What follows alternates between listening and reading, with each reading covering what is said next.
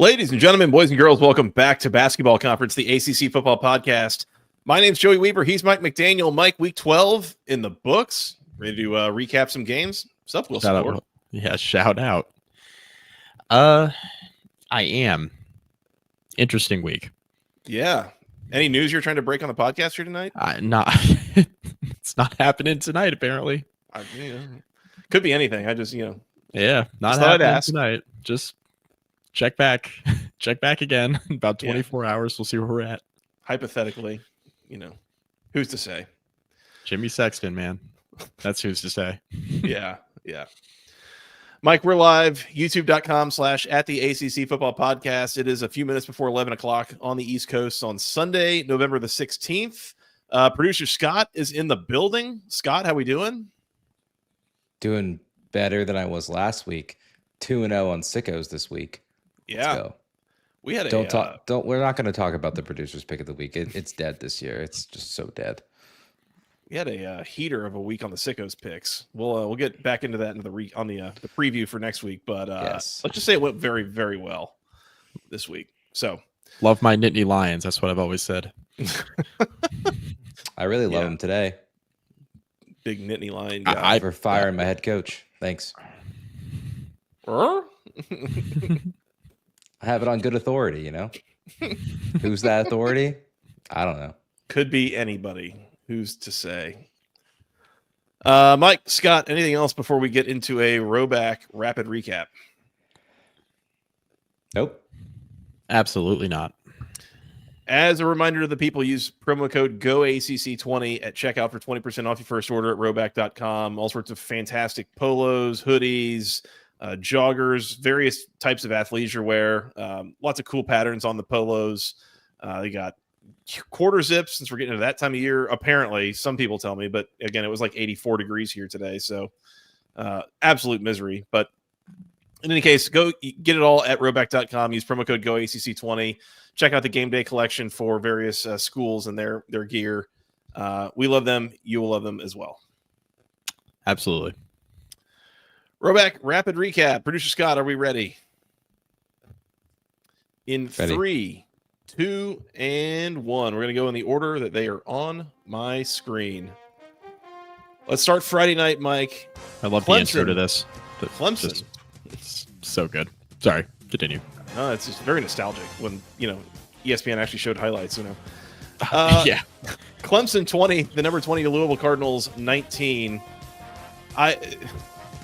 I have lots of thoughts about this game, but I think that the easiest way I can sum it up is I don't remember the last time that I was watching a game and watching the commentary on Twitter and everybody was mad about it. Like, Clemson fans were mad, Louisville fans were mad, people that weren't fans of either team were mad. Everybody was mad watching this game. It was just an absolute mess in a perfect weeknight ACC game. Yeah, if you were turn on the TV Friday night looking for some good football, this was not it. This was not this. This was a battle of who wanted to win less. Yeah, this was, once again, Miller Moss, a problem for Louisville, but he was far from the only problem. There were missed opportunities left and right. Clemson, in a way, kind of stumbled over backwards into this win. Good win for them. This means that they're almost certainly going to go bowling at this point. Yeah. I have real questions about what Louisville does for the rest of the year off of a loss like this. They've lost 2 in a row now, following the Cal loss the prior week. They're in a bit of a tipping point, I think, for the way the rest of the season goes. Good thing they're working hard to extend Jeff Brom. You could do a whole lot worse, but you could probably do better, maybe. Yeah. The best part about that game, besides the sloppiness and overall hilarity of it, was about midway through the first quarter, ESPN came back to my TV because they struck a deal. So that was the best part. Joey enjoyed that as well. Heaven forbid we do that like an hour earlier, so I'm not, spending 6 hard-earned American dollars on Sling TV for the day. It's the principle. I was in active discussions, just like James Franklin is in active discussions with Virginia Tech. Hypothetically. Early talks. I was in active discussion with Mike about doing a 5-day free trial of DirecTV about 6 minutes before he sent us the notification that they made the deal. I just threw that out the window. I was putting Noah to bed, and Scott's texting me about the DirecTV subscription, and like, yeah, no kidding. Like less than 5 minutes later, I text him like, we have a deal. Yeah, fantastic. Just like Virginia Tech and James Franklin. Moving on to Saturday, number 9 Notre Dame 37, the number 22 Pitt Panthers 15. This was not a very competitive game. It's a good thing it didn't really matter to Pitt. Yeah, I mean they played that way. Marcus Freeman seemed to take those words into action with the whole post-game handshake thing. Also, I would like to say I really regret taking Pitt plus 12.5. Yeah, I'm sorry for handing that out. Yeah, this one got sideways fairly quickly and just stayed that way. This was never really all that close for Pitt, and we'll talk about it a little bit more in depth here as we go. But I don't know what this necessarily means for Pitt. What they've got these two big ACC games left on their schedule, but again, we'll get into that. Yeah. Number 15, Miami 41, NC State 7. Speaking of games that were not competitive, this is probably about as complete a performance as we've seen from Miami in ACC play. I mean, this was not a slow start. This was, get out there and score 24 points, and it's 24-0 at halftime. Like, if anything, I was a little bit stunned that NC State was not really able to move the ball whatsoever in this game. Yeah, complete performance by Miami, really impressive. NC State, I just needed you to score like 17 points. Couldn't do it. Yeah, that was a lot to ask, Mike. I think it was Mike that I saw had a tweet out there that Miami's the best team in the ACC, talent-wise, on the field. Yeah, I mean, except they don't know how to close or win games. Yeah. I'm not going to argue that. They probably have the best ability to beat anybody on any given day, but they also have that Mario lose any given game gene. They got the trait that Mario teams have. That's right. Speaking of, number 16, Georgia Tech 36, Boston College 34. Good win. Win your clunkers. Good win. Look. Win your clunkers again. This is at least the third time, Mike, that Georgia Tech has won the Brent Key clunker game this year. Yeah. A big reason why is because Haynes King has never played better football than he has this season. That's a big reason why. You're avoiding losing these types of clunkers because Haynes King is a juggernaut at quarterback. Or what did LeBron say? LeBron calls him a juggernaut, I think. A juggernaut? A juggernaut? Yeah, I think that's what Haynes King is. A juggernaut. Yeah. Georgia Tech puts up 628 yards of offense in this game and needed every last one of them, basically, to put this thing away at the end. And I mean, Noob Jacket has a question. Important question. So we're the worst 9-1 team in the country. That's on the table. This is a very flawed team that just keeps finding ways to win somehow, which better than the alternative. But I was joking on the preview when I said if you let Boston College go up and down the field on you, it's a 5-alarm fire. That was a joke, guys. I wasn't serious about that. Clearly wasn't all that funny. I mean, 5-alarm fire has arrived defensively. We got lots to talk about with that game for sure. Number 19, Virginia 34, Duke 17. Speaking of best performance of the year, not only did Chandler Morris play, Mike, Chandler Morris played well. Virginia just owned this game from start to finish. This was a really impressive showing from the Hoos. One of the best best performances we've seen out of UVA in 2 months. Yeah, they were up 31-3 late in the third quarter here. This was dominant from them. Do this in 2 weeks and probably in Charlotte. I still don't remember how all the tiebreaker math works, but I think if they beat the Hokies, I think they're in. Or is there something with SMU's win, opponent win percentage, something or other? I don't know. We'll get there. Yeah, pretty sure. Okay. Really good showing for Virginia. We got to figure out what Duke is at this point because bad on defense. Had a really weird season for the Blue. Bad on defense. Yeah. Wake Forest 28, North Carolina 12 in one of the most disgusting bad beats of the season. Sickening. Yeah. How many locks have we lost on this podcast this year on definitive bad beats? Insane. I know. Several.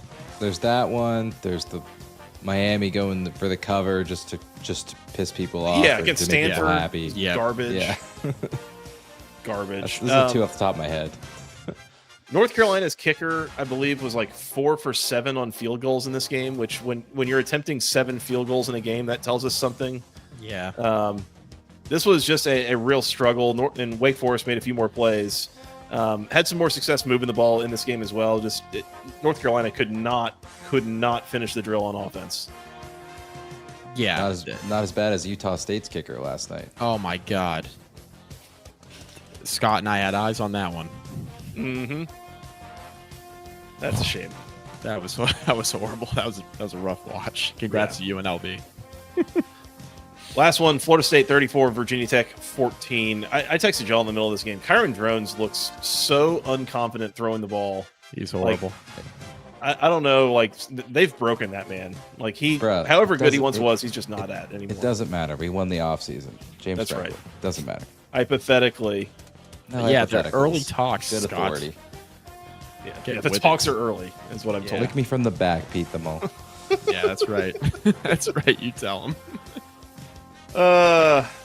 This is fine. Florida State's 5-5 and probably going to a bowl game. Who do they have left? Florida? At NC State, at Florida. They'll definitely win one of those, right? Definitely. Which DJ Lagway is going to show up? What NC State team is going to show up? Let's talk about the week before that. Yeah. Ooh, Will Secor. Kyron Drones is just Jeff Sims with a higher ceiling. Oh, God, I don't know about We've been higher. talking about Kyron's ceiling for 3 years. Newsflash, people. The ceiling is not the roof. He's got 2 games left, and we're still talking about his ceiling. The horse is Get ready to learn Canadian, buddy. Yeah, something. Get ready to Arena learn roofing. League. Get ready to learn roofing business. This guy's gonna be selling me my fence. Insurance. Yeah.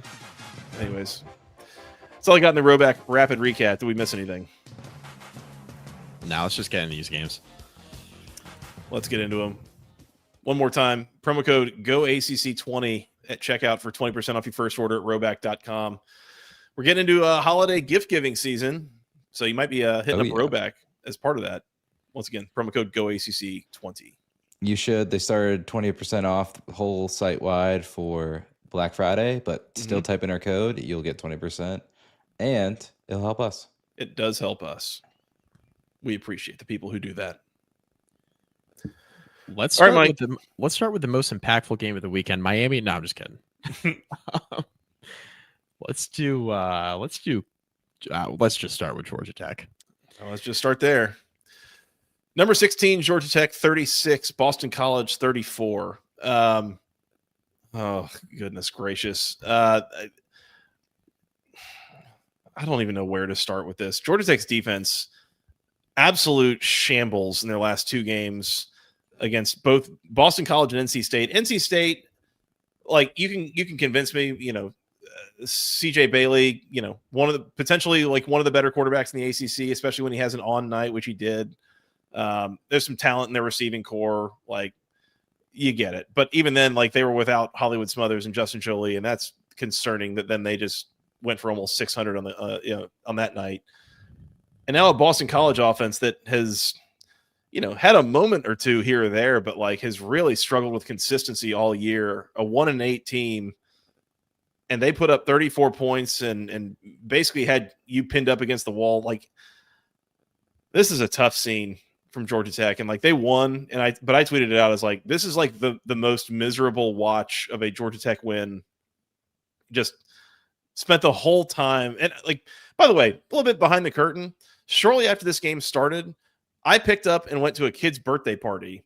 And my thought was, well, this shouldn't be like that stressful of a game. Like, it should be okay. I remember doing it 2 years ago. Georgia Tech played Virginia and won like 48-10 or something like that. And it's like, okay, not a big deal. Like, don't need to watch this. And the whole time I'm at this party and I'm trying to watch my kids and I'm trying to be social with the parents. And I'm also trying to watch this game that's like slowly turning into a train wreck. And it's just an absolute puddle of stress and anxiety. And they got there somehow, some way. Well, I will say that the good news for Georgia Tech is they did hold Turbo Richard to just under 13 yards per carry. Yeah. I love watching that man run. Side point. Turbo Yeah. Richard. A man named Turbo, and the way he runs, it's just fun. Yeah. 26 carries for 175 and 3 touchdowns on the ground. That'll do it. Total. Is that good? That's Total. fine. Turbo by himself, 11 for 141. Two Yeah. scores. Yeah. Is that good? It's pretty good. Yeah. It's pretty good. Thankfully, Georgia Tech's offense puts up over 600 yards in this game. Haynes King throws for the better part of 400 yards. They had 2 receivers, both Malik Rutherford and Eric Rivers, go for over 100 yards. Rutherford had a long catch and run on a little bubble screen that went for a touchdown for 71 yards, I think. Georgia Tech's defense is an absolute disaster right now. And there's frustration I'm seeing it in the comments. This was a vanilla ass game plan, Mike. This was rush 4, rush 4, rush 4, rush 4, rush 4 again. Can't get home. What are we going to try next time? We're going to try to rush 4. And is that going to work? Nope. We're going to try to rush 4 again. Yep, you bet we are. There were rumors I saw somewhere that somewhere late in the third quarter, apparently there were people that saw Brent Key laying into Blake Gideon, the defensive coordinator, on the sideline. Can we try anything else here? Because it's not working, clearly. They did it's the same thing with CJ Bailey. They could not make CJ Bailey uncomfortable even a little bit. Dylan Lonergan, basically the same story. Just did whatever he wanted, had guys running wide ass open because guys are blowing coverages, they're missing tackles, they can't get pressure on the quarterback. It's kind of a miracle that they got the 4 or 5 stops they got in this game, because it basically required Boston College to self-destruct on those drives where they got those stops. Boston College, for their part, especially after halftime, I mean, they got whatever they wanted. And they did a good job of executing for the big middle part of this game, I would say. It made it extremely difficult, way more difficult than it had to be. You give another defensive effort like that, I have a hard time seeing how you beat Pitt. There's basically no way you're going to beat Georgia in a couple of weeks. So you got to figure something out fast on that. Joe, do you think it was just a look-ahead spot just because of Pitt next week and how bad Boston College is and what their record is? I can't. So here's the thing. I'm not going to dismiss this as a look-ahead spot because they did the exact same thing before the bye. So this is 2 games in a row that this has been the game, is rack up 500 plus yards on offense, give up 500 plus yards on defense, and just hope that the sequencing and the end game setup works out well enough for you to win the game. Old school Big 12, baby. Yeah. And Dennis knows a personnel game plan issue. Yeah, probably. There's probably some personnel stuff there. The defensive game plans have been super vanilla all year. And some people would say, well, Blake Gideon knows he doesn't have the talent in the secondary, whatever. If you're going to be giving up 34 points to Boston College, you might as well, if you're going to give up big plays where you're sending 6 or 7 guys into the backfield trying to pressure and upset the quarterback. Giving up 34 points and 500 plus yards in a game where you're not able to do any of that and you're not really trying anything different is just a miserable watch. Now, what I do want to bring up, and what I think is interesting, and I don't really know what to do with this or where it all comes from or what it all means.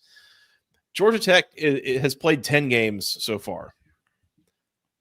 I think that if you lined up these games 1 through 10 of, they played the very best in this game, they played the next best in this game, all the way to the bottom where the 10th game is the absolute worst game they've played.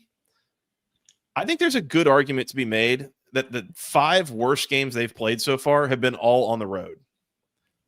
And I don't know what to make of that or how you fix that or why that happens. But I mean, at Colorado wasn't pretty.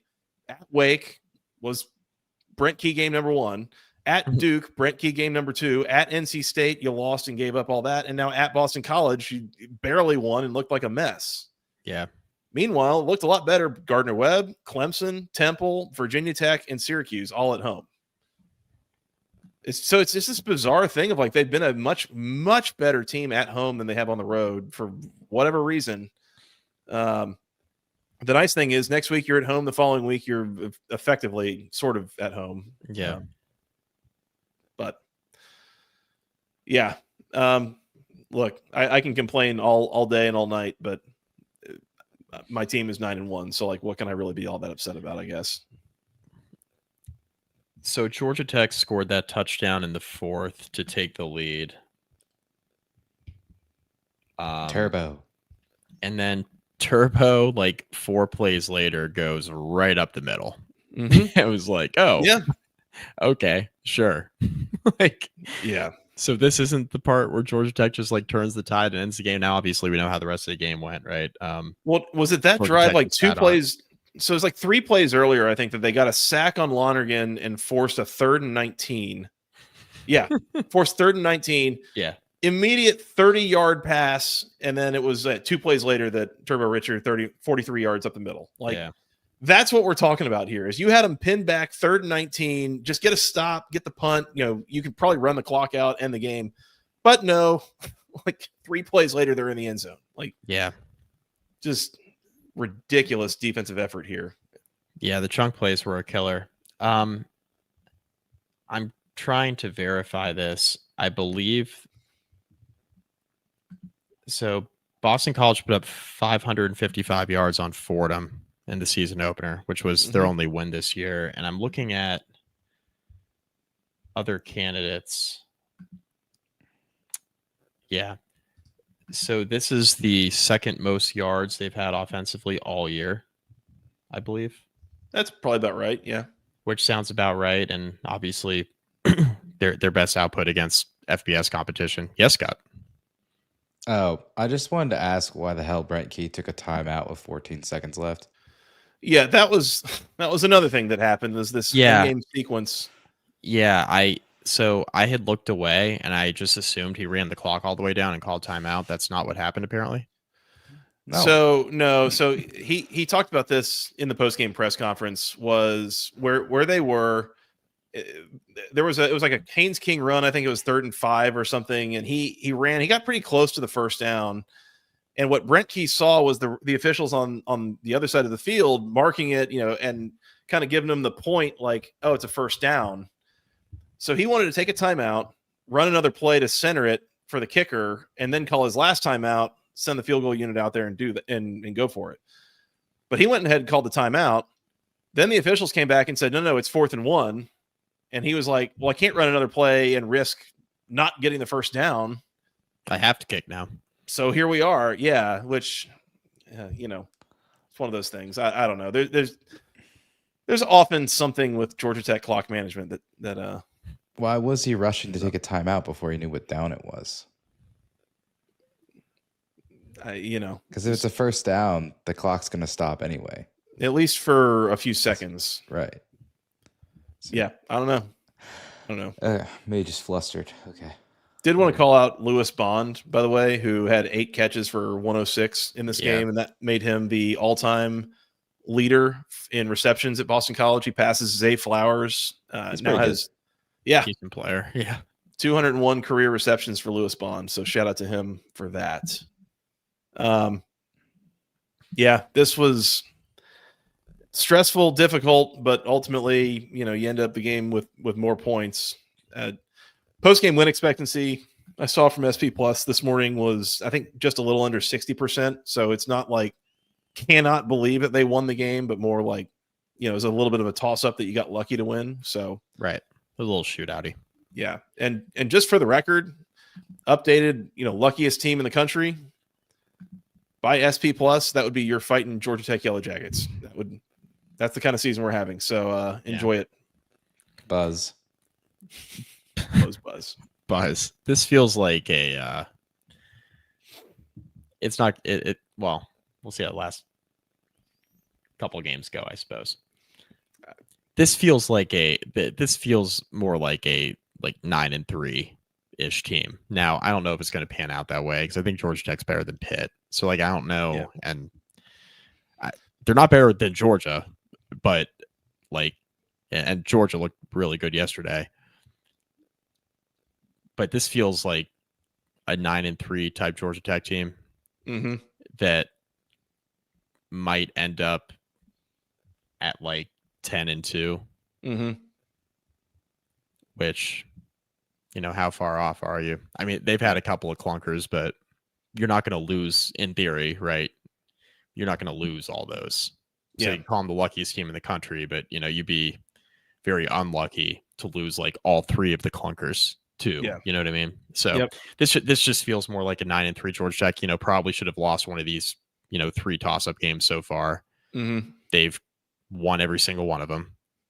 Yep. And now you're in a spot where you have an opportunity to finish strong, get to the ACC title game. Yep. Yeah. Haynes, don't got to apologize King's for baller. it. Haynes King's a baller. Mm-hmm. Yeah. So. At this point, there is no excuse to me that he does not make it to New York for the ceremony. Has to. Yeah, I agree.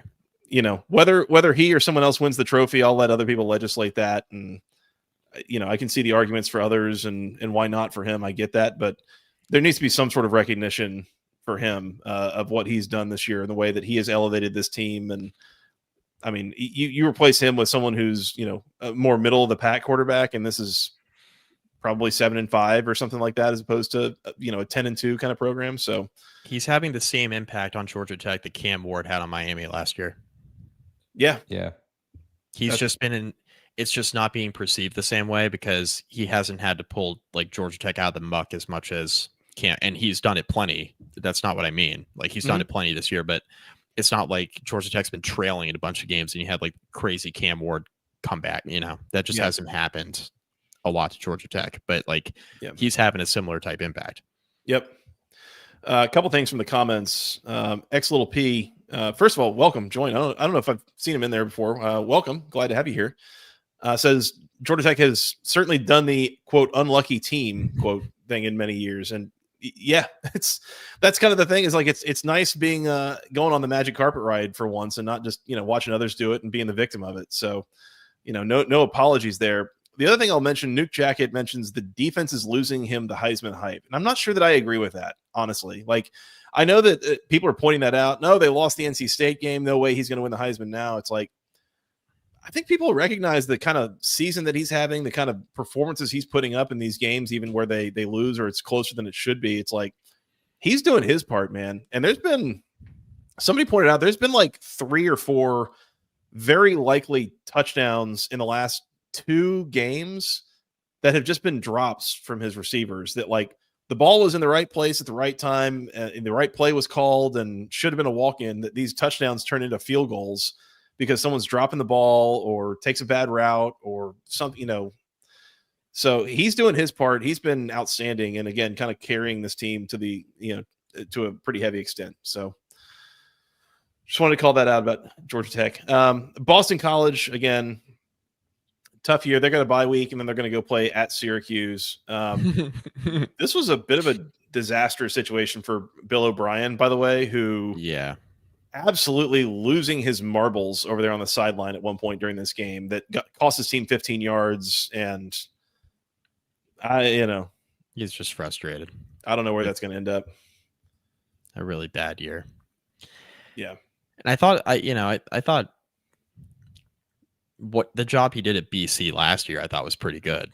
So then to have this kind of bottom out the way that it has, and they just haven't gotten quarterback right this year.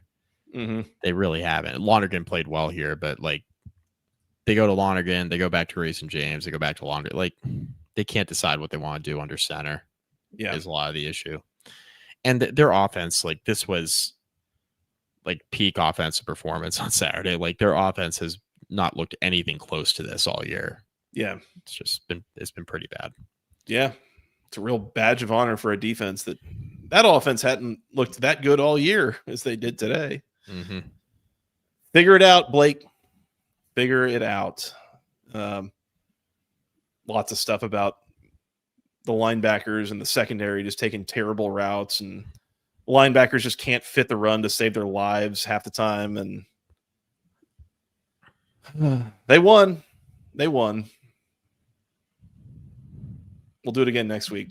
Total in that game, by the way, next week against Pittsburgh is 61.5. Over. Jesus. Yeah. Over. Way over. You see, Pitt's rushing defense I was talking about. We'll get to that. Mm-hmm. Yeah. Georgia Tech can ride a little bit too. Anything else here? Good. Georgia Tech 36, Boston College 34. Georgia Tech has Pitt next week at Bobby Dodd Stadium, 7 p.m. on ESPN.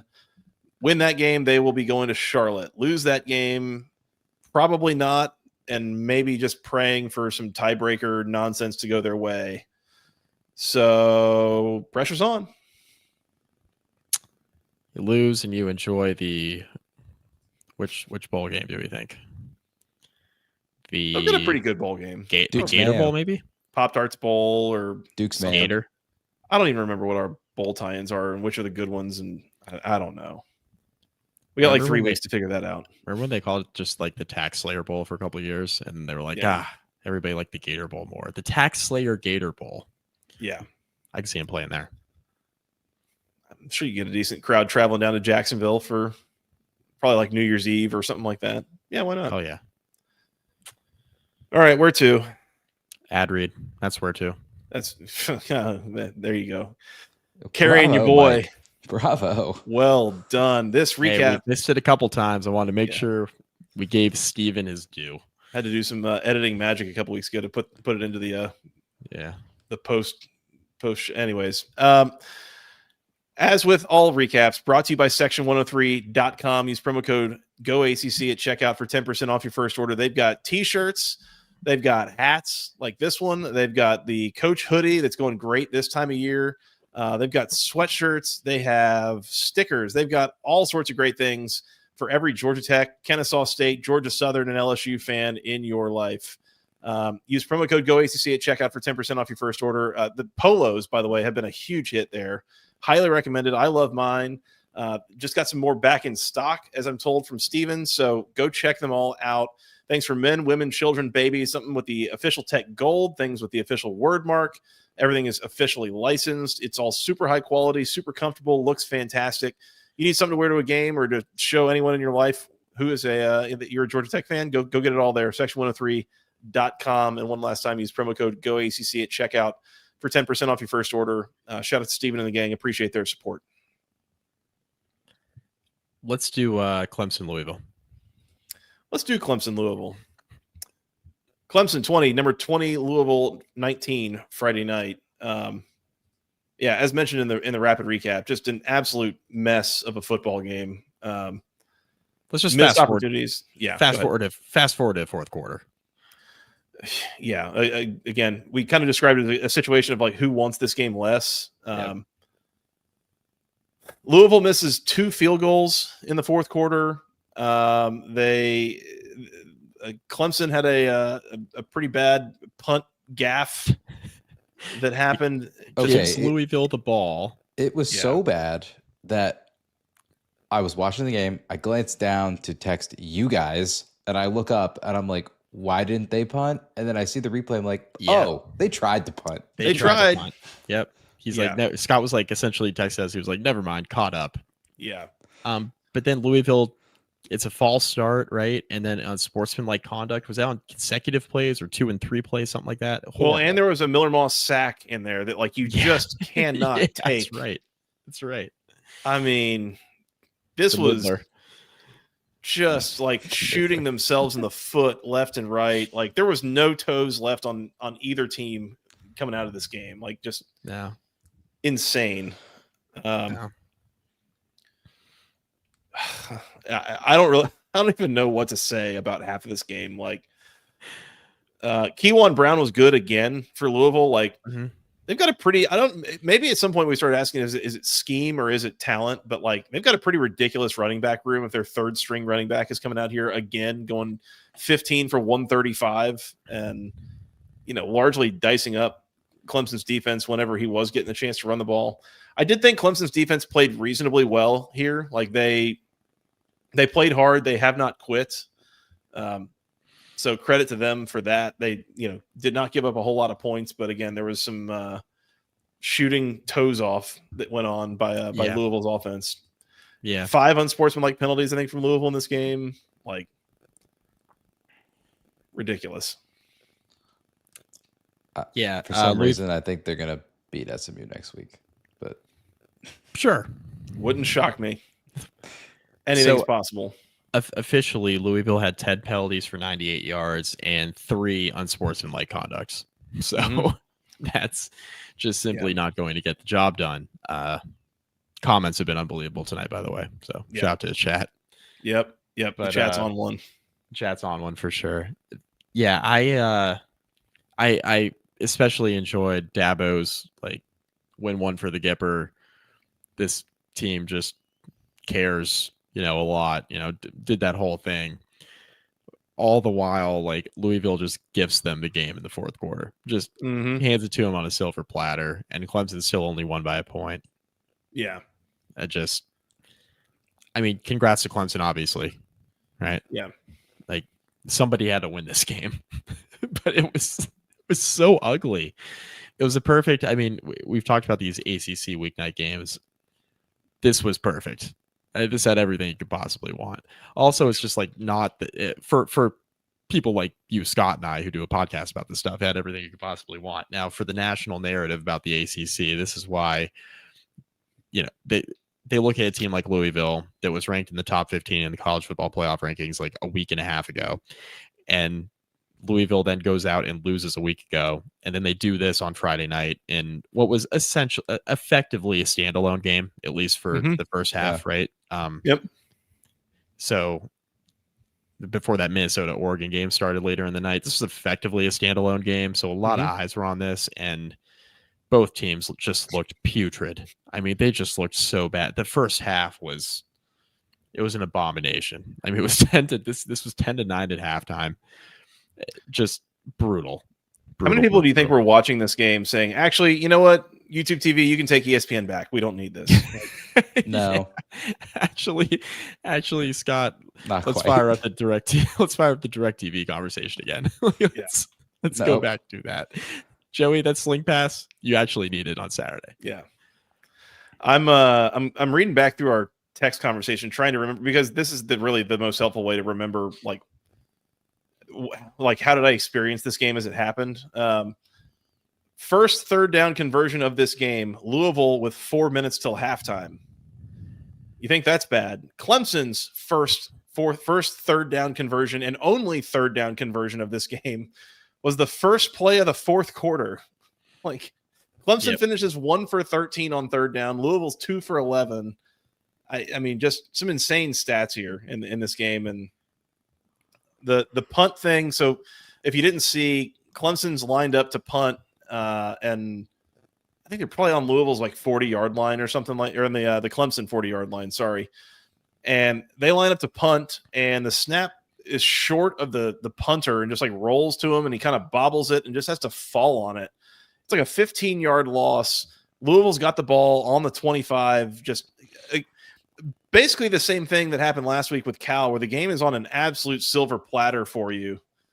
And once again, they just find ways to shoot themselves in the foot and find a way to lose. And that's – I was talking to my dad about this, and again, he's a big Louisville fan, and he was incredibly steamed about how this game ended up Friday night. And it's like, at some point I just start wondering, is this what a Jeff Brom team is? Is they will get up and be focused and be dialed in when they go and play Miami, and when they go and play their big time games, and they will find ways to upset teams and play above their talent level at times or whatever. But then they're just going to have these implosion games because this keeps happening. They keep finding ways to lose games. It's happened the last couple of years, really, really all 3 years he's been there. And it's bizarre because, it doesn't really make sense why this keeps happening. But this is probably the fourth game that I've watched this year of Louisville where I'm like, this is a really unfocused effort. They're, mental errors and dumb penalties and bad turnovers. And just, again, Miller Moss is a problem, but it's not all him. This whole team has these bad moments where it's are you paying attention? Are you focused on this game or not? Yeah, their 3 losses have been at home as favorites. So 2 of them in overtime. Yeah. How about at least Cal, they should have, I think, handled. But how about the Miller Moss post-game press conference? Speaking of the Midler. Yeah. So he's talking about the unsportsmanlike conduct penalties. Mm-hmm. And this is the short version of the quote. I can't find the long version of the quote at the moment. Quote, I'll- that's a I'll- culture thing and off-season thing that's going to have to be addressed. Like directly calling out the roster for the unsportsmanlike conduct penalties. What exactly does that mean? And also, what a bad answer to that question. Horrible. Like, I tweeted, just tagged you guys in the podcast, like, hey, that's not a great answer. Like, not what you want to hear if you're the Louisville SID. You're like, hey, this is the exact opposite of how we want to answer these questions. Yeah. You want me to play the clip? Yeah, if you got it. Yeah, give me 1 second. Filibuster for like 20 seconds. They're not going to run it. Like Miller Moss, I think he has another year of eligibility. They're not going to run it back with him next year, are they? Maybe. All right, here's this clip. Sportsmanlike penalties for cleaning those up. Is that just a matter of holding each other accountable, or how do you just, I guess, with some of those, when tempers flare, frustrations kind of rise, how do you guys hold each other accountable in those moments to not get those penalties? Yeah, I mean, I get it. You're competitive. It's getting to the end of the game. You want to do everything you can to win the game, but I mean, the ultimate competitors have, the greatest amount of focus in those moments. And they don't go like this. They're able to. I did not think he sounded like this. Flatline and stay even keeled, and that's obviously something that we have to work on. And I don't think something like that gets fixed week to week. I think that's a cultural thing and an off-season thing that's going to need to be addressed. Sports. Yeah. So the first part of his answer, as we rejoined the stream, the first part of this answer was totally fine. It was the way he ended it, which was horrible. I mean, him talking about how, you're competitive, but, you have to essentially channel that, and, the ultimate competitors have their composure in those moments. Like, that's a good answer. Like 90% of the answer was really, really good. It was the last 10% where it's like, God, you probably shouldn't have said that. Like, even if you believe it, that's something you don't need to tell the media. Yeah. I didn't even realize he still had eligibility for next year, but I think he does. But we're almost out of the COVID range. Yeah. One more year. Very close. I think he's done. It's really not important. I just didn't expect him to say it like that. Like, I don't know. Mm-hmm. Clemson's going to go bowling because they won this game. And they're they're going to beat Furman next week. So yeah. And they'll probably beat South Carolina. Yeah. South Carolina, that's one of those, like, we're going to quit on Shane now. Yeah. Losses that they had Saturday. I mean, South Carolina, I think, is a better team, but that not by a lot. Yeah. Hadn't been pretty. And yikes. By the way, I just wanted to come back to this comment. Rangers King, we made the comment about Louisville's probably going to beat SMU next week. No, that was just me. It wasn't you guys. Well, and just to be clear, I don't think that is any sort of particular commentary on SMU. Like, take the team name and logo off of it. It's more just the, like a high end of the conference team, potentially kind of a ranked spot, potential conference championship implications, playing against a team with a ceiling here that's like been shooting itself in the foot for 2 weeks. Yeah, they're going to figure it out. Like, it's just, this is how this conference works, is something bad's going to happen, basically. Yeah. It's nothing to do with SMU specifically. It's just welcome to the ACC. Right. Correct. I think I'm good on this game. I'm so interested to see what Clemson does in the offseason with staff and players and a lot. And then Louisville too, to an extent, but they're gonna have to do something to keep up with James Franklin at Virginia Tech. In theory. Early stage of talks. I'm with you though, Mike. Like, Clemson's in a weird place. Like, they've got Dabo, who's done so many good things for so long, and all this, but like it's very clearly been not working, and it's working even less year over year these last few years. And are they going to just keep letting him run it out there and do the same thing, or at some point, what's going to change? I don't know, but it doesn't seem like this is getting better for Clemson.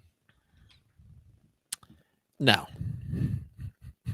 It's definitely not. I think last year we thought they were starting to correct stuff. Then everybody picked them to win the ACC, and they're going to finish like 6-6 or 7-5. Yeah. So, okay. We'll see. Clemson 20, Louisville 19 Friday night. You guys want to make fun of Pitt?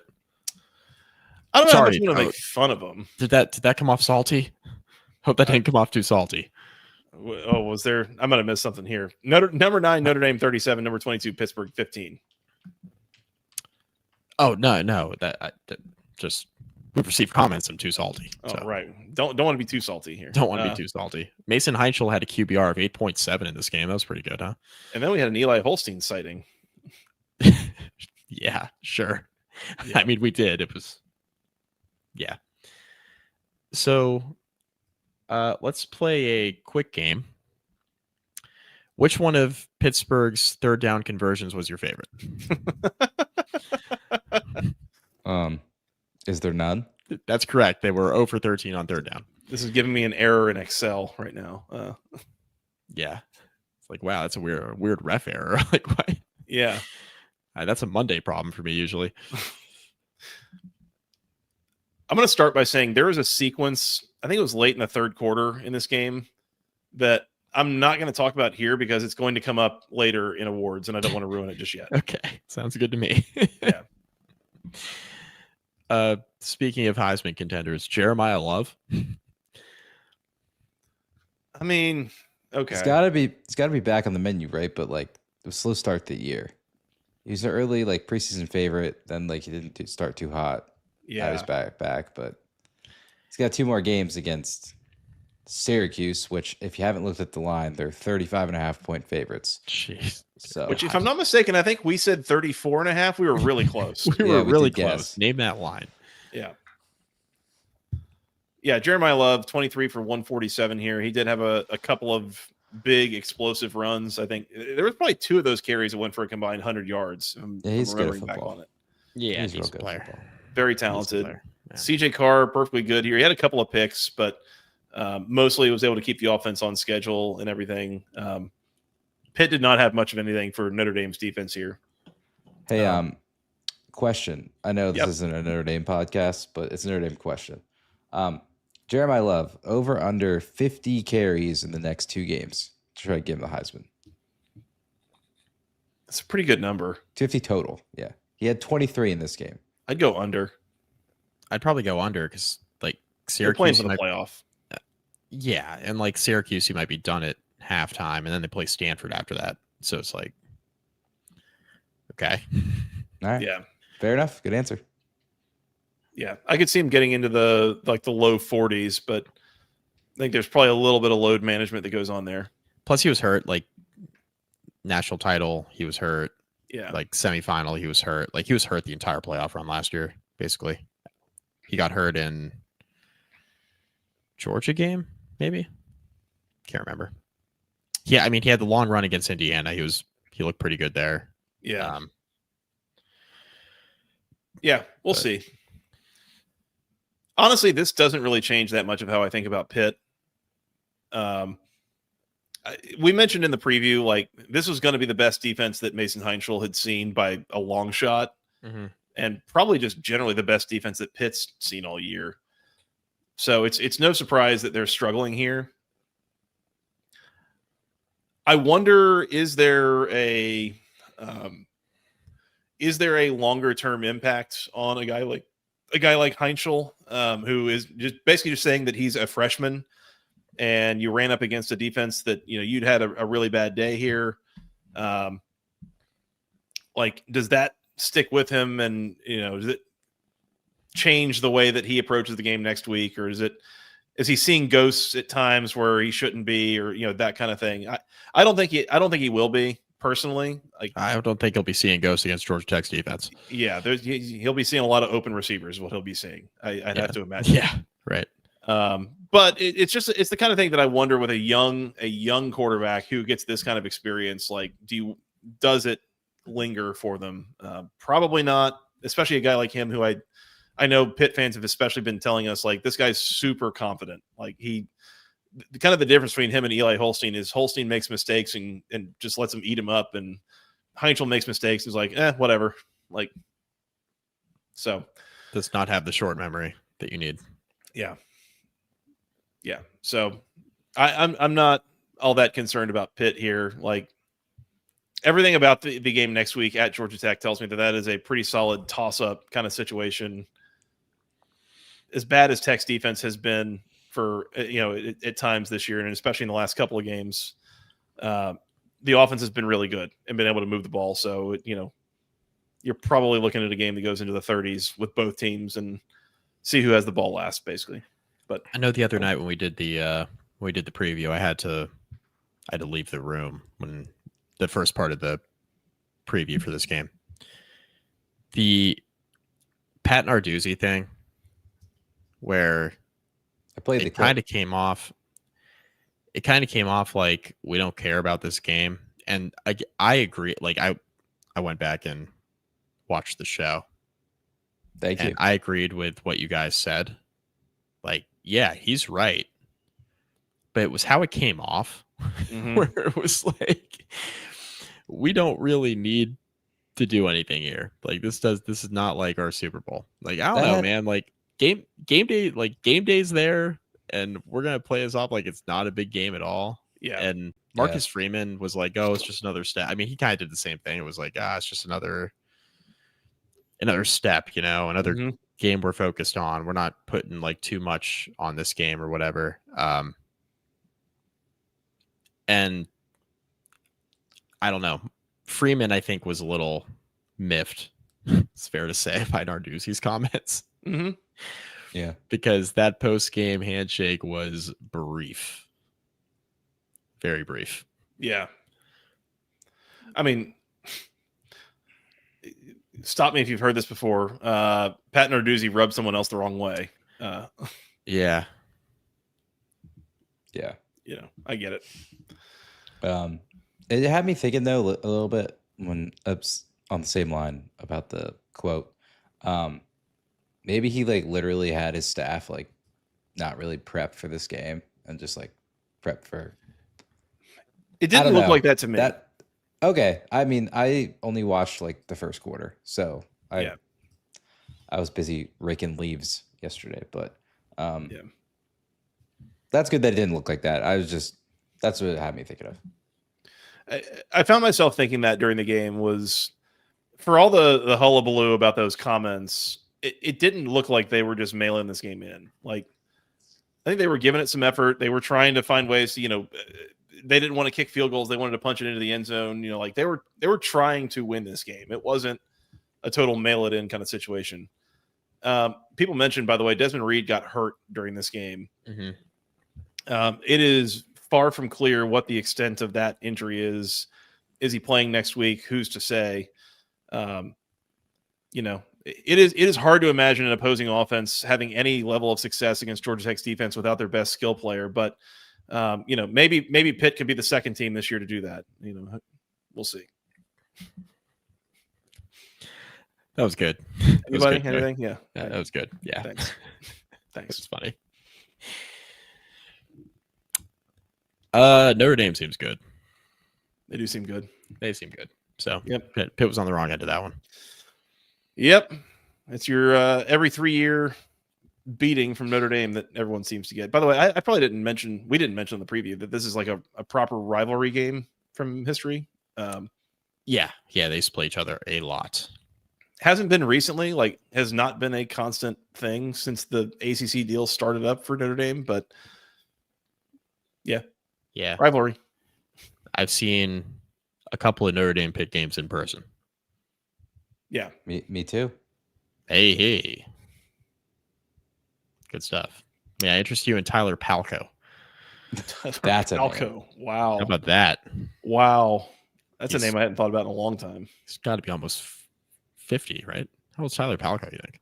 Pitt used to have Notre Dame in hell all the time. I don't know if you guys remember that 2012 undefeated season, but like, oh yeah, Notre Dame had to like scratch and claw. I think they won in overtime. Everett Golson had to throw a bomb in the fourth quarter. Everett Golson, what a pull. Was that Will Fuller he was throwing to, or? Yeah, No. maybe. Yeah, it might have been. Yeah, I think maybe that era. early too early for stage. Chase Claypool. But Oh Too man, early. don't mind us. We're just remembering some dudes here on the podcast. Brady Quinn and Darius Walker. That's Anybody? way before that season, but sure. Yeah. Way earlier. There were some fake girlfriends on that team. Lene, is that you? Lene Kakua. It's not fake. James Franklin being Virginia Tech's next head coach. What? Who? Early stage of talks. Speaking of people who have pissed Marcus Freeman off. It was fake, that report that there were early stages of talks. And Dennis 133. Tyler Palco's 42. See, wasn't too far off when I said he was 50, but I feel old. Wow. Well, you heard it here first from producer Scott on the Basketball Conference podcast. Anyways, Notre Dame 37, Pitt 15. Thank you, Will Secor, for that comment. Okay. Yeah, there was a lot of tragedy that year for my guy, Manti Te'o. Let's talk about the Who's. Let's talk about the Who's. Number 19, Virginia 34, Duke 17. Again, really, really good outing, I felt like, here from Virginia. Chandler Morris, there were questions on is he going to play, and boy, did he. Had a really good day here for the Who's, especially through the air. This was impressive from Virginia. This is the best they've looked all year, I feel like, in a big spot where they needed it. Duke had major issues on offense, just getting anything going. Virginia's defense was really good here. 4 sacks for Virginia's defense. I mean, just a good show. And to be able to go on the road and do that against a Duke team that, as we mentioned in the preview, by the way, wouldn't it be hilarious if we spent all week talking about the doomsday scenario of 9-4 Duke winning the ACC? And don't need to worry about it. Not a problem anymore. Duke's 5-5 now, and we'll see what goes on from here. But really good from Virginia, and they are 1 win away from, again, being in good position for the ACC championship game. I don't really know. Again, we don't know what the tiebreaker situation is here. That was the best sound in sports. You just heard me cracking open a drink. Attaboy. Yeah, most complete game Virginia's played all year, I thought, relative to the competition. Everybody, at least nationally, remembers how crazy that Florida State game was, but this was a complete performance. Awesome. Defensively, yes, defensively, really, really good. Offensively, you mentioned Chandler Morris played his best game, and he did have a couple picks, but played his best game, I thought, in almost 6 weeks. Since the Florida State game? Pretty much since the Florida State game, yeah. I mean, Virginia ran the ball well here. This is more about, and I don't want to say it's more about Duke being inept, because that's not fair. Like, Virginia was really, really good, far better team, better coached, won the game, all that good stuff. I guess my biggest takeaway from this game, though, is how bad Duke looked. I mean, this was a bit of a hapless performance. And you got to give credit to Virginia, obviously, for how they played defensively, but Duke's offense couldn't get out of its own way. And then Duke's defense, we've talked about this a little bit, where it's been very up and down for Duke this year defensively. I think early in the year we're like, all right, Manny Diaz, coach defense, is like, they'll figure it out. They haven't really figured it out. Like, even their better games defensively have just been kind of mediocre. Yeah. And this one was no different. I mean, you give up almost 230 on the ground, you give up 316 in the air. I mean, Virginia got anything they wanted offensively. And for a lot of this game, yeah. And for a Manny Diaz coach team, that's surprising. I mean, they just haven't had the juice this year. Yeah. On that side of the ball. I agree. And I mean, they've got a couple guys on that defense who are probably Sunday level players. And so it's not like they're just like wildly under talented. It's genuinely surprising that defense has not gelled any better than it has for a lot of this year. Like, when they've been winning games, it's by outscoring teams. It's not, they've been able to drag other teams down and into the muck with them. This is a really weird year for Duke. Like that's from the Duke side. That's my big takeaway is like you got the 3 out of conference losses. You've got some in conference wins. You gave away the Georgia Tech game.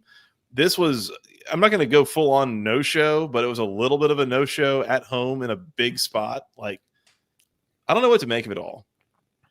And I know that there have been some comments made about like Manny Diaz gets probably a lot more praise than he should relative to the criticism that he gets, because he doesn't get very much criticism at all. Like I feel like nationally we talk about him like he's a bit of a low key elite coach in the sport, and like is the team good? Are they elevated from what Duke historically has been? Like yes, but there are still some things where like operationally where you have a no-show like this, I don't know, like it's not a finished product to say the least. I would say they don't look as good as they did with Elko. No, they don't. They do not. That's a good way of kind of summing it all up and putting it a nice bow on it, I think. And I think coming into the year, especially, people were talking about, and I think some of it was fair and warranted. So I don't want to say it was like totally misguided, but I think the narrative coming into the year was Manny Diaz still has it humming. Elko left. Diaz had a pretty decent year one. Now he lands Darian Mensah in the portal, and they paid him $4 million, and that was like the thing. Oh wait, they paid him $4 million, and Duke cares about football now. And Manny Diaz believes in him, Mike, as we learned. Right. Manny Diaz believes in his $4 million quarterback. I hope so. Is it the same way that Bill Belichick believes in his $2 million Careful G6 quarterback? Where'd you think I was going with that? Never mind. I know exactly where you're going. Yeah. It's not after midnight, so I can't make those jokes yet. Yeah. Give me till later in the show. Boys, I have the data. You want to know if Virginia was going to win and in? 99.6% chance they make the title game if they beat Virginia Tech. They can still miss the title game, but there's 8 other scenarios that have to happen. Do you want me to read them off? Yeah, sure. I do. Yeah, also, this is from an RCFB post where someone ran let's see, I think it's 4,000 simulations. He's a Georgia Tech grad. Good, or that's his flair. So shout out to game on Joey. paper. This is a game on paper thing, or continue. I don't know. Can you throw it up on the screen? Ready? Sure, I could. Find your Reddit username. I could. Wrong tube. Let's see. ACC championship game probabilities. All right. I don't know if you can read this. Let's do that. There we go. All right. So if you see this right here, it says final takeaways. They beat Virginia Tech and UVA is virtually locked in at 99.61% chance, right? Okay, but this is what happens. If all of this happens, they still miss Charlotte, which if you read this, none of this is crazy. So I think that's kind of funny. I mean, it's also not crazy for the roulette wheel to come up red 8 times in a row either, but yeah. So SMU needs to win out. Georgia Tech beats Pitt. Miami beats Virginia Tech. NC State beats Florida State. And they beat North Carolina. And Wake Forest beats Duke. Carolina. Like that, none of these are crazy. What's the most implausible? It's not like we have to have like a crazy upset. Of these 8 scenarios, NC State's at home against Florida State, so that I don't know what that spread will be, but that's even if they're underdogs, that's probably less than a touchdown spread, I would guess. I think probably this one, SMU beating Louisville. I don't think that's implausible. You said most implausible on the entire list. Yeah. I don't think that's implausible. SMU could absolutely beat Louisville. They're probably favored against Louisville next week. I agree. I'm saying I think that's the most toss-up of these other ones to me. I guess NC State's bad, so North Carolina, but I don't know. I mean, I'm on record on this show saying that I believe that Pitt is going to win one of their final 2 games. All right. So that would throw it off. It's Georgia Tech or Miami. Come on down. It's if a you want little to read bit SMU of a scenario. It's right here. We'll save this for later, but I think this is cool that someone did all this work. Yeah. Well, welcome to the sport these days of how we figure out who our champion is nonsense tiebreaker city, population us. Really, really good from Virginia here. Kind of disappointing from Duke. And again, very weird year. Can you imagine what this would like if everything were all the same for Duke right now, except the final minute at Clemson had gone differently? Like they could be 4-6 and in danger of missing a bowl game here, even after everything and the way the season started and what we thought of them and all that. Like it's strange to me the way that we have talked about Duke and to look down another 5-5. Like, how did that happen? Didn't have James Franklin as their head coach like Virginia Tech does. Allegedly. The streets are saying. Virginia 34, Duke 17. $2 million. She's for the streets. Miami, number 15, Miami 41, NC State 7. I don't have a whole lot to say here. This was impressive from Miami. A little bit of a no-show from NC State. NC State was not able to move the ball at all throughout this game. They finished with under 150 total yards. Really complete performance from Miami. That was honestly impressive that they were able to do this the way that they did. CJ Bailey, a little bit of a Kobe Bryant Memorial Volume Shooter of the Week award nominee. 30 passing attempts for 120 yards and 2 picks. Kobe. Yeah, just nothing was working for NC State on offense here. Really bad running game. I mean, they had nothing. That's probably what most shocked me from this game is that they couldn't move the ball even a little bit. Yeah, just absolutely nothing at all. I thought that at the very least NC State would score some points here, and they barely able to, and it took everything that they had. So yeah, really impressive from Miami. Really good showing. They needed this, so good for them. Cruise. Miami's the best team in the ACC, I think. Yeah, probably the most overall talented, likely to win any given game. Yeah, so and that's all I mean. That's all I mean. Chat and commenters later, if you're listening to this. Yeah, anybody in the car listening. That's all I mean.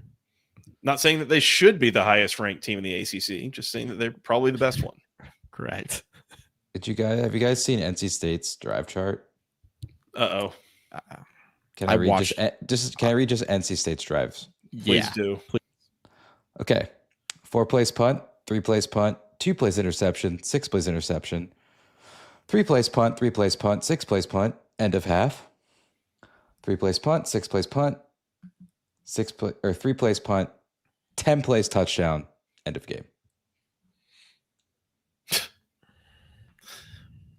Waited until the final 8 minutes of the game to actually put together a solid drive. They had 9 first downs, which I don't know how many came on that last drive, that last 10-play drive. But yeah, just Miami smothered them basically. Yep. Which one of NC State's 3 third down conversions was your favorite? Yeah, we can just keep that bit going tonight. All right. We don't have to talk about this much longer. There's not much to discuss. Really good performance from Miami. Glad we touched the base. Yep. Miami 41, NC State 7. Two more here, Mike. Two more. Well, we can talk about North Carolina, Wake Forest last because there's like a little more to that. Let's just quickly. Florida State beat Virginia Tech 34-14. Yeah. And that was that. I mean, speaking of teams who couldn't really move the ball for points of this game, the issue that the Hokies had is that they got down a couple scores and then felt like they needed to throw, which is unfortunate because they were running the ball really well. Yeah. Mm-hmm. They can't throw. Hey, but we won the James Franklin Bowl, so it's fine. What does Allegedly. that mean? They're early in talks. So they Sure say. they are. So good. Yeah. I mean, this was 10-7 at halftime. This was not a super fun watch. This is bad penalties by Virginia Tech. Very untimely. A couple of not great turnovers, including one very early in the game where Kyron Drones basically just arm punted and Aiden Green fell down. So that was unfortunate. Yeah. They looked a little, not necessarily in the first half, but in the second half, they looked a little bit checked out here. Yeah. The Hokies are a little bit done with all of this. A little distracted. They got the call at halftime that James Franklin agreed to terms, so they're like, all right, we're looking forward to our next coach. Allegedly. Walking away. They're early in talks. Yeah, okay. The Hokies are 3-7. They're not going to a bowl game this year. Plenty of time to get acquainted with their new coach, James Franklin. Allegedly. Hypothetically. And it's 133. Mike, hope so. No, just kidding. Mike Norvell, I think he keeps his job next year, yes. Yeah, I do. I don't know. Nothing would surprise me. Because as mentioned, nothing would surprise me either. This was their senior day at home. They've got 2 games left at NC State and at Florida. Like, I'm not going to tell you there's no chance that they're not going to make a. There's a chance they could miss a bowl. That's what I'm trying to say. Well, I think if they do that, right? If they miss a bowl, they'll probably fire him. They really don't want to pay that buyout. They would have done it already. Yeah, they can't. I mean, number one, they really can't. Like they haven't come up with the money for it. I wonder if there's a settlement situation that could happen there because I'll have Fuente. I mean, ever since they were announced out of the playoff 2 years ago, like this has been mostly complete disaster. Yeah, like the win over Alabama this year is now one of the strangest looking games that we've had so far this year. They have otherwise not been very good. They got the win here, and that's good for them. But I don't know, man. Good for the Hokies. We're getting James Franklin. Allegedly. It is a shame. My sources are strong. It's a shame that Florida State, they are. That Florida State waved the big stick about the ACC. A real shame. Now they get the television money as much as anybody. A real shame. That's a shame. You really hate to see it, but more than that, you love to see it. The universe has a sick sense of humor. In a lot of cases. Since Florida State was left out of the playoff just about 2 years ago, they lost 100-2 basically to Georgia. Then they won 2 games last year, which was really, really bad. And this year has been very up and down. Mm-hmm. If Norvell is back next year, does he get to run it back with the same coordinators? Who's his quarterback? I don't know. I think Castellanos is done after this year, isn't he? He is. There's been some weird, which is probably for the best. There's some weird rumors on social media about Lenora Sellers leaving South Carolina, which, I mean, if you want to pick another mediocre quarterback, let's do that. Florida State, that's what got you into this mess. Pretty tough year back for Lenora Sellers. There were legitimate people thinking that guy was going to be the number 1 pick in the draft next year. And I was like, sure. Okay. James Franklin's going to be the coach of Virginia Tech, which is actually true. Does Everett Golson... Please credit producer Scott. Please credit. Does Everett Golson still have eligibility? Because he could just go and do the Florida State thing again. Yeah. Running the Malzahn offense. He was a runner. I don't know. He probably jogs for exercise now. But yeah. It's get a knee replacement. Are you good here? I'm good here. Yeah. Florida State 34, Virginia Tech 14. Last one, Wake Forest 28, North Carolina 12. Another kind of a bit of a tough watch, ugly football game, but Wake makes some plays and ends up pulling this one out at the end. Did you see Wake's first touchdown in this game? Was that the flea flicker? No, there was like a run into a pile, and there was a fumble, and like 3 different guys tried to pick the ball up. Yes. And then Carlos Hernandez picks it up at about the 50-yard line and runs it all the way in, like a 50-yard fumble recovery touchdown for the offense, which that was fun. Awards. Yeah.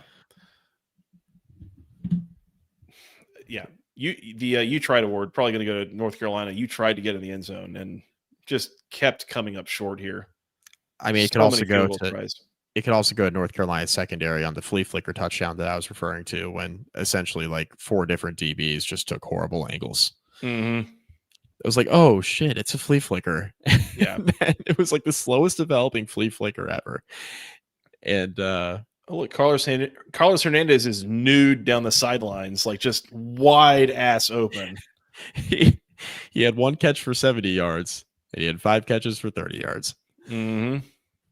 So that's a deceiving stat line. But yeah, he was wide open. Yeah. I mean, nobody within 15 yards of him. And then by the time they realized that, oh, they're actually throwing here, this is not a running play, it was way too late. Yeah.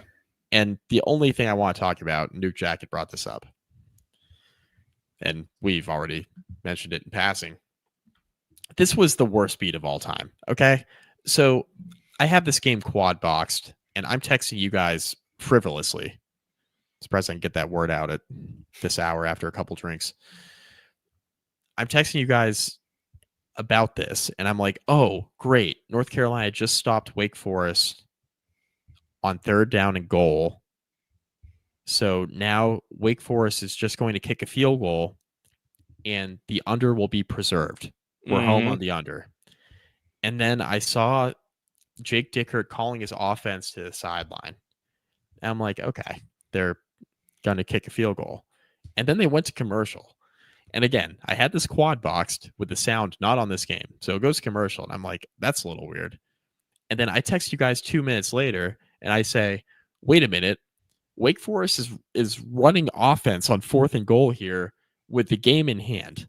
It's 21-12. We're running offense here. Like, what are we doing? Running football plays. Yeah. And of course they score the touchdown. I'm texting you guys. I'm like, oh my God, that's one of the worst beats I've had this year. Easily. I mean, that's gonna be on bad beats for sure. If Scott Van Pelt and Sanford Steve don't have that on bad beats, I don't know what we're doing. Yeah, exactly. Turns out Bill Belichick called a timeout. Yeah. Down 21-12 with the game over. And he was like, oh, I called a timeout because I didn't know what they were going to do there. Who cares what they do there? The game's over. The game's over. You're down 2 possessions with 12 seconds on the clock. Like, you have 1 timeout left. What do you mean you don't know what they're going to do there? They're up 2 scores already. Ridiculous. Oh, my God. Virginia Tech head coach James Franklin would never.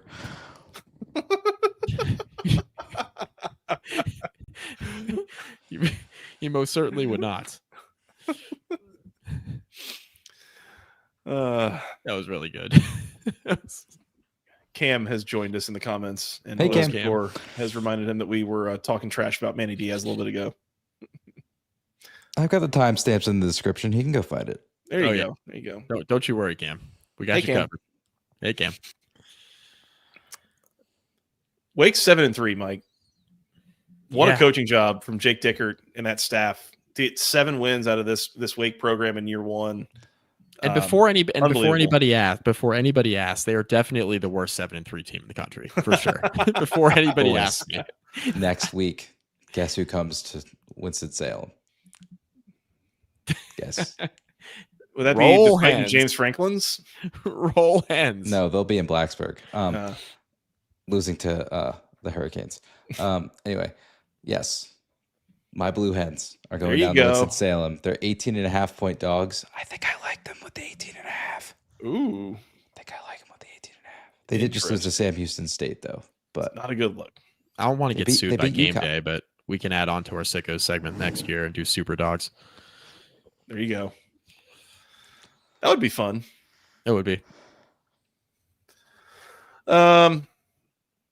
Yeah, I mean, good showing from Wake Forest here. This is a good look. And I saw, I think it was Chris Fanini or something posted something this afternoon about, or maybe it was Andrea Adelson about this game putting on display like what a coaching job these two staffs have done in year one, and Wake just outclassing North Carolina here, and the startup Jake Dickert and that staff outdoing Bill Belichick and his band of merry men that he's got going on.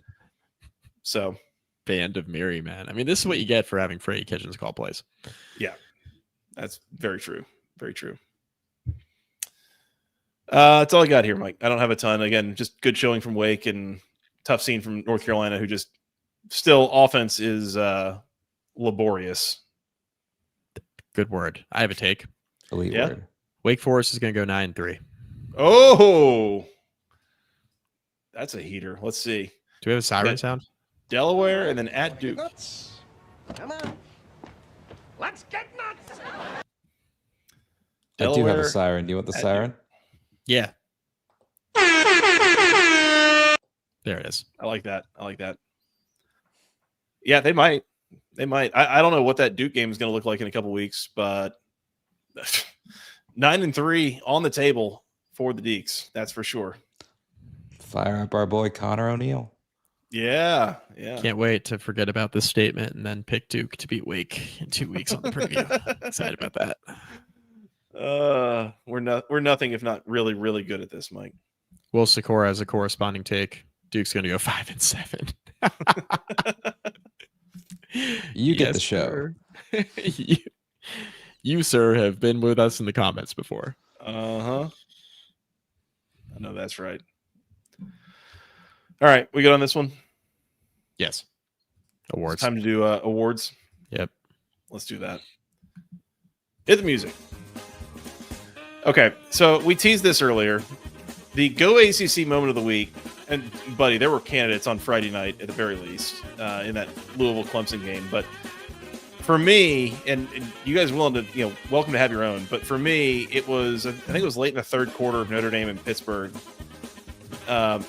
Pitt is going in. They go for it on fourth down. They throw a really nice little swing pass to a running back. He gets into the end zone, and then they replay it, and they decide, no, actually the knee was down just short of the goal line. Yep. It's a turnover on downs. Notre Dame gets the ball. Notre Dame runs a couple of plays, and C.J. Carr throws a little bubble screen to the side that was just totally telegraphed, and Rasheem Biles knew it was coming, jumps in front of it, picks it off. 10-yard pick six for Pitt. Pitt goes for 2. Pitt's going for 2 because it's it was 30-9. We're trying to make it 30-11. So Pitt goes for 2. We throw a pass into the end zone. It is intercepted, and there goes Aiden Schuler, 102 yards the other way. Returns the interception for a 2-point conversion on defense for Notre Dame. So just what a sequence to nearly score the touchdown, don't get it, then you get the pick six, and then you get pick six yourself on the 2-point try. I'd go ACC to that. Yeah. A perfect sequence. Yeah. Fantastic. Yeah, my Go ACC moment of the week was slightly different. It was Clemson botching the punt late, and then Louisville doing absolutely nothing with it. Botching the ensuing possession, missing a field goal. Yeah, we had the Midler Moss sack. We had a false start. Then we had an unsportsmanlike conduct penalty. That's how you lose games. Total calamity. Yeah. That was a calamity and a collapse. Yeah. Go ACC to that. Yeah. The Brian Van Gordon Memorial U-Tried Award. North Carolina tried to get in the end zone, and just for the life of them, they could not do that. They tried to kick field goals too. NC State tried to move the ball on offense and just couldn't do it. Georgia Tech tried to get a stop and just enough of those in that game. Arkansas tried to hire James Franklin. Didn't do it. Didn't do it. In theory, hypothetically. Yeah. Early stages of talks. Yeah, right. Allegedly. Yeah. The Bobby Petrino Memorial You Didn't Try Award. That might go to NC State. Yeah, NC State. Those Hokies had a tough go of it. Nope, yeah. NC State's not the Hokies. And I don't know how hard Blake Gideon tried for Georgia Tech. Defensive that was a coordinator. disaster. Yes, Yeah. I don't know either. So, shout out to that. Kobe Bryant Memorial Volume Shooter of the Week. As mentioned, NC State on offense, lots of candidates. Yeah, CJ Bailey, probably. Yeah, tough scene. Tough scene. And then, yeah, we can probably use some North Carolina offense in on that as well. That is, let's see, Benjamin Hall, 8 carries for 21 yards. Gio Lopez, 36 passing attempts for 201 yards. It's, not the worst passing line, but it's not good. I mean, come on, guys. Let's show some love to UNC kicker Reese Verhoff on his 6 field goal attempts. He got 4 of them. I mean, yeah, 66% is pretty good on field goals, I guess. Yeah. Better than I could do. Kobe. That's all I've got on awards. Mike, do you have any other unsanctioned awards that you're looking to? The 66% thing, by the way, for those on audio, that was sarcasm. Go watch the video back. Unsanctioned awards. Mm-hmm. I mean, the Queen Elizabeth II Memorial You Died Award certainly goes to NC State here. Yeah. Tough scene. Yeah. Will Secor sent us one the other night. The DB Cooper Memorial Got Away With It Award, Georgia Tech. Yeah. Thanks, Will. They did. They did. Team of the week. Virginia. Virginia? Yeah. I think so. Maybe Virginia. I don't know. It's giving Clemson a lot of credit for not losing that game. So Back it up. My team of the week is Virginia Tech's coaching hiring committee for hiring James Franklin. Good job. Allegedly. please credit. Please credit me. Thank you. Player of the week. Haynes King. Whoa, wait. Can we have a non-player of the week? Jimmy Sexton, or like It is related to Virginia Tech. It's about the dude that went to the airport and like tracked down the private plane. Yes. And then ended up with $5,000 in his Venmo account because our fans are sickos. Because he was saying that he's only been able to eat one meal a week because he's like low on rent money or something. So shout out to that guy. I forget his handle on the Virginia Tech 247 boards, but he ended up on message board geniuses. Yeah, he staked out the private play or the Virginia Tech owned PJ. Found Bud Foster. Took a selfie with Bud Foster after Bud Foster was getting back from State College. Like on the tarmac. On the tarmac after he was getting back from State College to Blacksburg. Getting back from State College to Blacksburg. Yeah. Allegedly. State College, Minnesota? Or closing a deal with James Franklin. Legend. In theory, allegedly. Yes. So he's our ACC fan of the week. Let's put it that way. Fan of the week. I mean, there were apparently like hundreds of pages on the message board of people trying to get his handle on Venmo, sending him money. Yeah. He ran up a tab of $5,000 for taking a picture on the tarmac with Bud Foster and scoping out the PJ on Friday night. Guys, this is the greatest sport on earth. It is. Don't let anybody tell you anything different. Don't let anybody tell you otherwise. By the way, also, Chandler Morris and Jamari Taylor were very good for Virginia this week. They were. Virginia's awesome. Hell yeah. Thank you.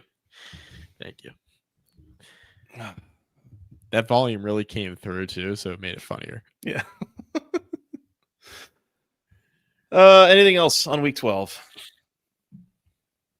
Nice, clean, hour and a half. Solid hour and 29 minutes. Good job. Yeah, pretty good recap. 7 games. Yeah, I mean, we had 3 games go for.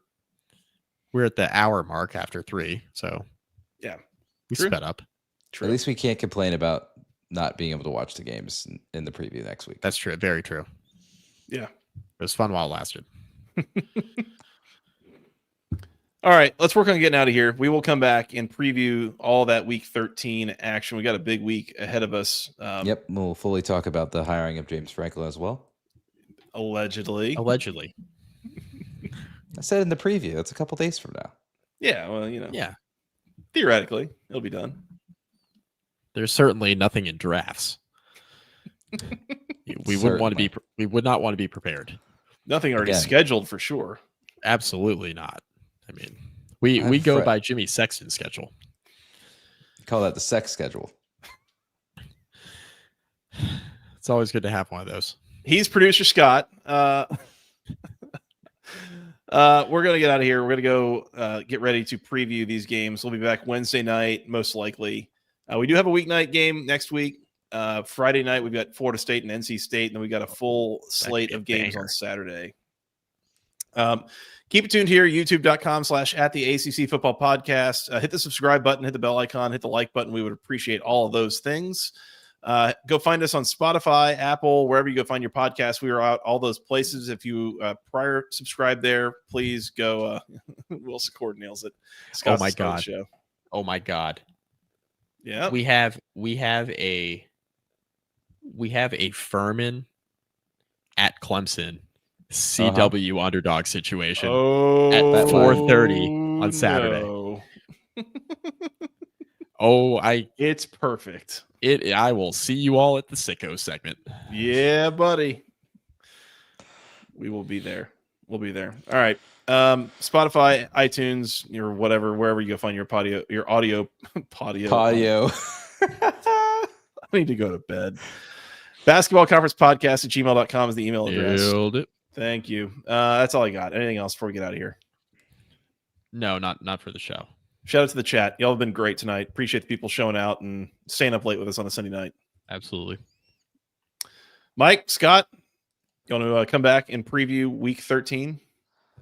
And talk about the hiring of James Franklin at Virginia Tech. Yep. Allegedly. Hypothetically. That'll be at the top of the show. Maybe. In theory. For that guy, Mr. Mike McDaniel, for Mr. Producer Scott, I'm Joey Weaver. Thank you guys so much for listening. We'll talk to you again very, very soon. Until next time, go ACC.